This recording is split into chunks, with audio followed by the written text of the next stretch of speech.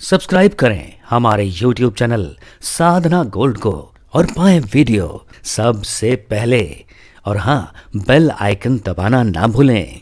अगर हमसे कोई किसी अनजान के व्यक्ति के विषय में तारीफ पे तारीफ करना चालू कर दे, जिसे हम जानते ही ना हो, जिसके विषय में हमें ज्ञान ही ना हो, तो उसकी तारीफ सुनने में भी हमें कोई इंटरेस्ट नहीं आता, क्योंकि हम जानते नहीं।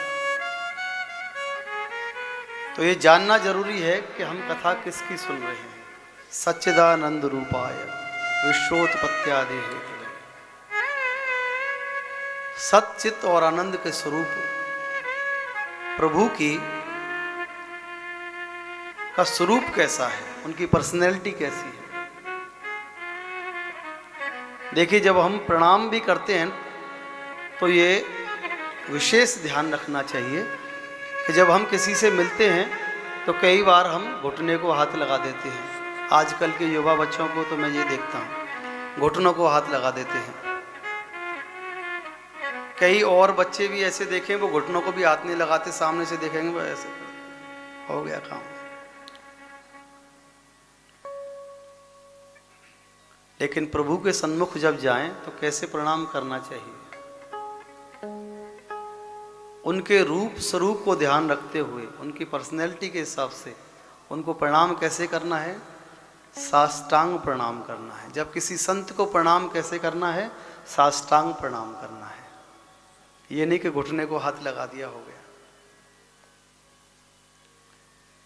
तो भगवान की पर्सनैलिटी कैसी है?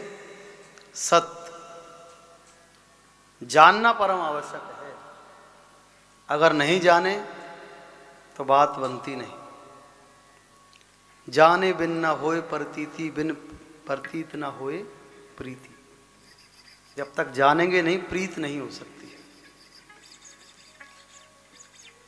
तो सबसे पहले प्रणाम किया गया है सत्य।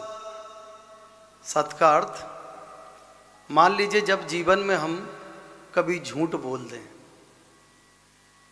और झूठ बोलते वक्त हमारे हृदय में से एक बात आए कि ये गलत है। अधिकांश लोगों के साथ ऐसा होता होगा। जो बहुत बड़ा झूठा होगा ना, उसके साथ भी होता होगा। वो जितनी बार झूठ बोलेगा, एक बार को तो हृदय में ये बात आती ही है कि ये झूठ है, ये गलत है। जब हृदय से ये आवाज़ आए कि ये गलत है,